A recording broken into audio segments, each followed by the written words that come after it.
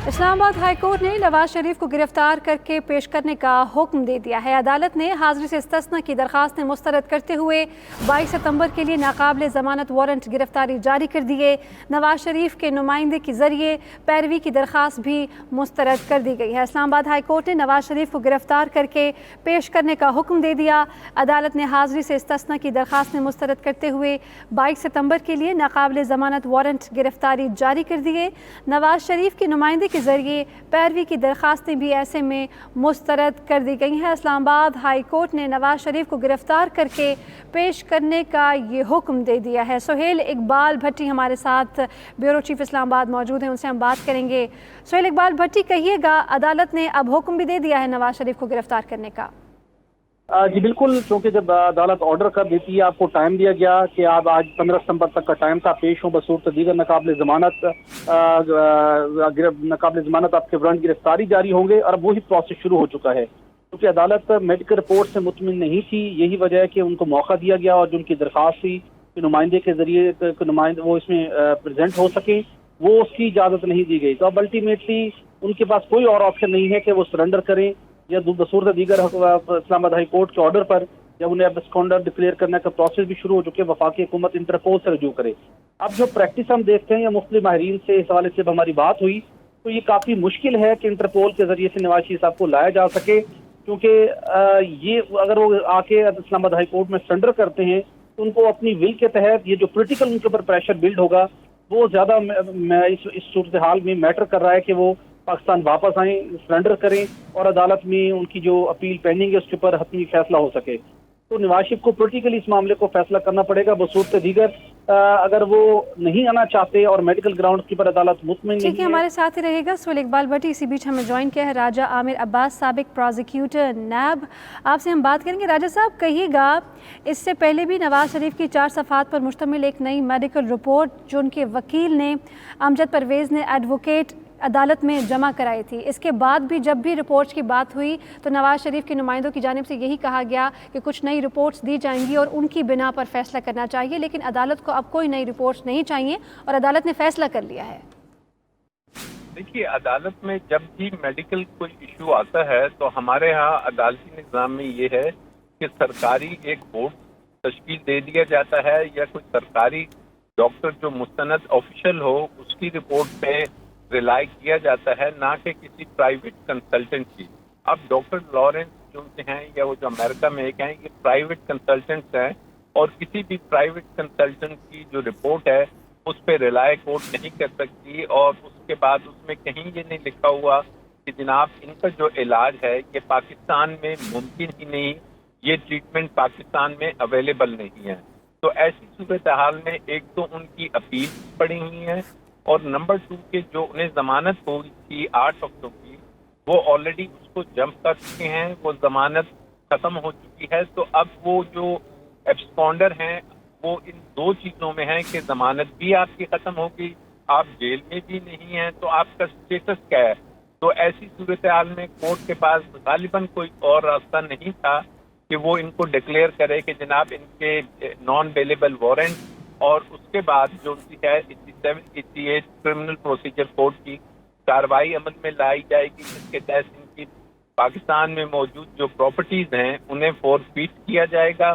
और फिर एक और चीज है कि एब्सकॉन्डर लूजेस हिज राइट कि अगर उनकी अपील सुनी भी जाती है तो वो ऐसी सूरत हाल में उनको अपनी चॉइस का जो लॉयर है वो शायद उसकी इजाजत ना दी जाए अदालत की तरफ से और फिर एक सरकारी वकील कोर्ट एक वकील को नामजद करेगा जो उनका केस चलाएगा। तो उन्हें कानूनी पेचीदगियों का सामना तो करना पड़ेगा, लेकिन उनका डिसीजन अब डिपेंड करता है कि अगर वो वाकई ही कहते हैं कि मैं नहीं जाऊंगा पाकिस्तान, तो फिर ये जो वारंट्स निकले हैं उनके, इनको एग्जीक्यूट करना यूके में बड़ा मुश्किल होगा। आप इन वारंट्स के तहत इनको अरेस्ट नहीं कर पाएंगे क्योंकि यूके के लॉज डिफरेंट हैं, वो वहाँ पे इन केसेस को पॉलिटिकली मोटिवेटेड केसेस कहेंगे।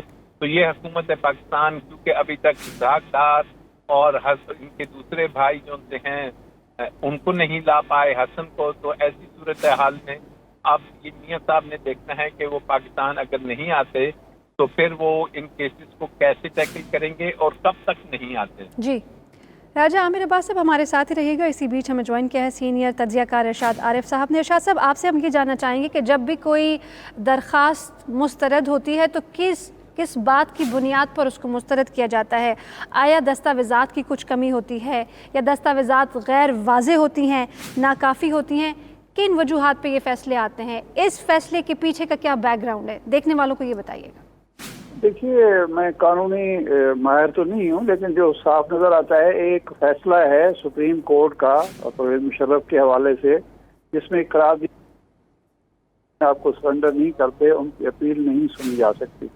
اس فیصلے کی روشنی میں یہ ناممکن تھا، مشکل تھا اسلام آباد ہائی کورٹ کے لیے، کسی بھی ہائی کورٹ کے لیے، کہ وہ ایک ایسے شخص جس کو سزا ہو چکی ہے اور سزا ہونے کے بعد وہ ملک سے باہر، اس کو ضمانت ملی ہے طبی بنیادوں پر 8 ہفتے کے لیے، اور وہ 8 ہفتے کی بجائے 8 مہینے 10 مہینے بعد بھی نہ انہوں نے ضمانت کی توسیع کرائی ہے، نہ ہی وہ واپس آئے ہیں، جیل گئے ہیں اور وہ باہر بیٹھے ہوئے ہیں، اور نہ ہی انہوں نے علاج کرایا جس مقصد کے لیے ان کو ضمانت دی گئی تھی. اس کے بعد ایک نیچرل سی بات تھی کہ جب وہ ضمانت کی درخواست دائر کرتے ہیں اور ساتھ ہی یہ کہتے ہیں کہ جی مجھے استثناء دیا جائے حاضری سے، تو ہائی کورٹ کے لیے اس کو قبول کرنا مشکل تھا. تو اسی بنیاد پر وہ درخواستیں جو ہیں، ضمانت کی درخواست بھی، استثناء کی درخواست بھی مسترد کر دی گئی ہے اور اب مفروض ہونے کی کارروائی شروع ہوگی. جہاں تک اس بات کا تعلق ہے، ان کے لیے 2 راستے کھلے ہوئے ہیں. یا تو وہ واپس آ کے پیش ہو جائیں اور پھر اس موجودہ فیصلے کو ختم کرائیں، یا پھر وہ سپریم کورٹ میں جائیں اس فیصلے کے خلاف اور وہاں سے کوئی اسٹے لینے کی کوشش کریں یا وہاں سے ریلیف لینے کی کوشش کریں. تو یہ دونوں راستے ان کے لیے کھلے ہیں، لیکن نظر نہیں آتا کہ وہ ان میں سے کوئی راستہ پہلا راستہ اختیار کریں گے. وہ دوسرا راستہ ہی اختیار کریں گے، کیونکہ اب میاں نواز شریف صاحب کا واپس آنا مشکل ہے اس وقت تک، جب تک انہیں کہیں سے یہ یقین دہانی نہ کرا دی جائے کہ وہ واپس آئیں گے تو وہ جیل نہیں جائیں گے. اچھا ارشاد عارف صاحب، وہ یو کے میں رہتے ہوئے سپریم کورٹ سے اسٹے لے سکتے ہیں یا اسٹے کے لیے انہیں پاکستان آنا پڑے گا؟ نہیں، میں جو عرض کر رہا ہوں وہ یہ ہے کہ وہ درخواست جمع کرا سکتے ہیں. فیصلہ تو عدالت نے کرنا ہے. یہاں بھی انہوں نے ایک درخواست دی تھی اور ان کو توقع شاید ہوگی کہ انہیں ریلیف مل جائے گا، تو سپریم کورٹ میں بھی وہ بغیر حاضری کے، بغیر پیش ہوئے اسٹے لینے کی یا ریلیف لینے کی کوشش کر سکتے ہیں. اب فیصلہ تو عدالت نے کرنا ہے کہ وہ ان کی بات کو مانتی ہے نہیں مانتی، لیکن چونکہ سپریم کورٹ کا جو واضح فیصلہ آ چکا ہے، اس کی روشنی میں میرا نہیں خیال کہ کسی بھی دوسرے ملزم کو یا مجرم کو کوئی ریلیف دیا جا سکتا ہے. اور اس میں تو چونکہ وہ سزا یافتہ ہیں، تو اس لیے نواز شریف صاحب کے لیے اب یہ مشکل جو نواز شریف صاحب کے لیے پیدا ہوگی قانونی پہلو سے زیادہ سیاسی پہلو ہے. اب حکومت کے ہاتھ میں ایک ہتھیار آ گیا ہے کہ وہ مسلسل یہ پروپیگنڈا کر سکتی ہے کہ میاں نواز شریف صاحب ایک خوفزدہ شخص کے طور پر ملک سے بھاگے ہوئے ہیں اور وہ سیاسی ساکھ کو زیادہ خطرہ لاحق ہے، آپ یہ کہہ رہے ہیں. ہمارے ساتھ ہی رہے گا ارشاد عارف صاحب. آپ کی جانب ایک بار پھر آؤں گی. راجہ عامر عباس صاحب، آپ سے یہ جاننا چاہیں گے کہ جو 2 الگ ممالک ہوتے ہیں ان کے الگ قوانین ہوتے ہیں اور وہ فالو ہو رہے ہوتے ہیں. پاکستان کا قانون یقیناً یو کے اور یو کے کا قانون پاکستان سے فرق ہے. تو ایسی صورتحال میں آپ یہ بتا دیجئے کہ یہ سارا سسٹم آگے کیسے چلے گا؟ اگر گرفتار کرنا ہے سابق وزیر اعظم نواز شریف کو تو یہ گرفتاری کیسے عمل میں آئے گی؟ کیسے ایگزیکیوشن آگے بڑھائی جائے گی؟ دیکھیے، اس میں ایک بات جو ابھی سپریم کورٹ کی ہو رہی تھی، تو وہاں اس میں میں یہ بتاتا چلوں کہ چونکہ وہ مفرور ہیں تو ان کو کانسٹیٹیوشن پٹیشن PPLA فائل کرنی پڑے گی، اور وہ جمع ہی نہیں ہو پائے گی کہ جب تک وہ خود حاضر نہیں ہوں گے. تو میں نہیں سمجھتا انہیں سپریم کورٹ سے کسی قسم کا ریلیف ملے گا، کیونکہ سپریم کورٹ میں آبجیکشن لگ جائے گا کہ جب تک وہ خود موجود نہیں ہیں ان کی یہ درخواست ہم لیں گے ہی نہیں. تو سپریم کورٹ کا تو راستہ ان کے لیے تقریباً بند ہے. اب بات ہے کہ اس ایگزیکیوشن جو سی ہے اس کی امپلیمنٹیشن کیسے ہوگی. تو 2 طریقے ہیں. ایک، چونکہ یو کے ساتھ ہمارا کوئی ایسی بائی لیٹرل ٹریٹی نہیں ہے کہ جس میں ہم اپنے ملزم یا مجرم واپس لا سکیں، تو ایسی صورتحال میں ایک تو انٹرپول ہے جو کہ میں سمجھتا ہوں کارآمد نہیں ہوگی. انٹرپول میں بہت لمبا پروسیس ہے، اور پہلے بھی اسحاق ڈار کے کیس میں انٹرپول میں اس نے کہا تھا کہ جی یہ تو پولیٹیکلی موٹیویٹڈ کیسز ہیں، تو پھر انٹرپول نے انٹرفیئر نہیں کیا. دوسرا یہ ہے کہ UK گورنمنٹ کے ساتھ کیس ٹو کیس ایک مخصوص کیس میں آپ جا کے ریکویسٹ کر سکتے ہیں، لیکن وہ پروسیس بھی ہوگا، ان کے کورٹس میں جائے گا اور ایک لینتھی پروسیس ہے. اس کے بعد جا کے ایکسٹراڈائٹ ان کو کرایا جا سکتا ہے، لیکن اس کے لیے جو ہماری اسٹیٹ ہے، حکومت ہے، اسے بڑی ہائی لیول کی ایفرٹس کرنی پڑیں گی، کیونکہ یہ خالی نیب یا اس کے کہنے پہ نہیں آئے گا جب تک کہ ہمارا فورن آفس اس میں انوالو نہیں ہوگا.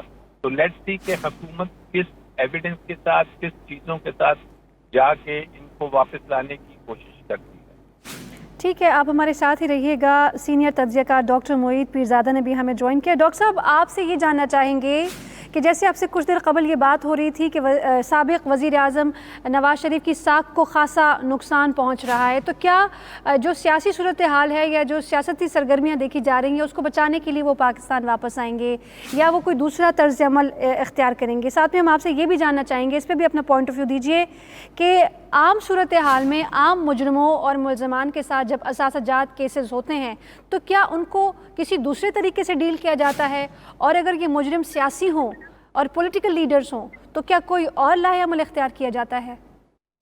دیکھیے، 2-3 آپ کے سوال ہو گئے، لیکن سب سے پہلے تو میں یہ کامنٹ کرنا چاہتا ہوں کہ تمام جو سیاسی مبصرین تھے، پولیٹیکل انالسٹ تھے، ان کی نظریں اسلام آباد ہائی کورٹ کے پر جمی ہوئی تھیں کہ اسلام آباد ہائی کورٹ اس پہ کیا فیصلہ کرے گی اس درخواست کے اوپر، کیونکہ 1 ستمبر کو 1 ستمبر کو اسلام آباد ہائی کورٹ نے نواز شریف صاحب کو وارن کیا تھا کہ اگر وہ 9 یا 10 ستمبر تک اپنے آپ کو سرنڈر نہیں کرتے تو انہیں مفروع پروکلیم افینڈر یا ایبسکانڈر قرار دیا جا سکتا ہے. اس کے بعد نواز شریف صاحب نے اپلیکیشن ڈالی ہے، اس میں انہوں نے محض ایک لیٹر ڈالے، کوئی بورڈ میڈیکل بورڈ کے نہیں تھے، کچھ پرانے لیٹرز تھے، ذاتی مالجین کے لیٹرز تھے. ایک تو امریکہ کا انہوں نے ڈاکٹر فیاض شال کا لیٹر لگایا اور یہ بڑی ناکافی قسم کا ان کو آرگومنٹ تھا. تو یہ ایک بہت بڑا ٹیسٹ تھا کہ اسلام آباد ہائی کورٹ اس پہ کیا فیصلہ کرے گی. اب اسلام آباد ہائی کورٹ نے جو فیصلہ کیا ہے وہ تقریباً وہی فیصلہ کورٹ کر سکتی تھی، بیکاز نواز شریف صاحب کا کیس جو ہے وہ بڑا کمزور تھا. اب رہے گا دوسرا سوال کہ کیا نواز شریف صاحب آئیں گے. دیکھیے، نواز شریف صاحب نہیں آئیں گے، وہ یہ سمجھتے ہیں. نواز شریف صاحب کا کم از کم ابھی تک یہ خیال یہی ہے کہ پاکستان کی 70 برس کی تاریخ پہ اگر نظر اٹھائیں تو جو سیاست ہے وہ قانون کے پروسیس سے بہت بڑی ہے. اس سے پہلے بھی ان کی بہت بڑی قانونی مسائل تھے ان کے پیارا سازش کیس میں، لیکن انہوں نے ٹائم بائی کیا اور 9 برس کے بعد اپنی کنوکشن کو انہوں نے سپریم کورٹ سے سیٹ اسائڈ کر دیا، جس کی اس سے پہلے بھی پاکستان کی تاریخ میں کوئی نظیر نہیں ملتی. تو اب بھی وہ یہی دیکھیں گے کہ اگر حکومت اور سسٹم کمزور ہوگا تو میں اپنے لیے کوئی ریلیف لے لوں گا. پھر یہ بھی ہے کہ ان کو ذاتی طور پہ اب الیکٹورل پالیٹکس میں آنا نہیں ہے. ان کا تو تمام تر مقصد یہ ہے کہ محترمہ مریم نواز صاحبہ جو ہیں وہ اگلے الیکشنز میں ایلیجیبل ہو سکیں، اور وہ تو 1 ستمبر کو جب اپلیکیشن ایون فیلڈ اپارٹمنٹ میں مریم نواز صاحبہ کو یہ حق دے دیا گیا کہ وہ ایک سیپریٹ پٹیشن ڈال سکتی ہیں اپنے کنوکشن کے خلاف ایون فیلڈ میں، تو بہت حد تک وہ مقصد جو ہے نواز شریف صاحب کا پورا ہو چکا ہے. تو نواز شریف صاحب نہیں آئیں گے. اب رہے گا تیسرا آپ کا سوال کہ کیا سیاسی لوگوں کو عام جو مجرم ہوتا ہے، جس پہ الزام ہوتا ہے، اسے مختلف ٹریٹ کیا جاتا ہے؟ تو آف کورس یقینی طور پہ مختلف ٹریٹ کیا جاتا ہے، بیکاز پاکستان کے جتنے بھی سیاسی شخصیات ہوتی ہیں وہ بڑی بھاری بھرکم امیر شخصیات ہوتی ہیں. ان کا اثر و رسوخ ہوتا ہے، وہ مہنگے وکیل حاصل کر سکتے ہیں، سسٹم کے اندر ان کو بیوروکریسی کی اور سسٹم کی سپورٹ حاصل ہوتی ہے. تو ایک عام شہری کو بالکل بھی وہ ٹریٹمنٹ نہیں ملتا پاکستان کے قانون سے جو اس قسم کی سیاسی شخصیات جس قسم کا پریویلیج ٹریٹمنٹ اپنے لیے حاصل کرتی ہیں. ٹھیک ہے ڈاکٹر معید پیرزادہ، آپ کا موقف ہمارے پاس آ گیا. اس سے قبل ہمارے ساتھ راجہ عامر عباس، ارشاد عارف اور سہیل اقبال بھٹی ساتھ تھے. آپ سب کا شکریہ.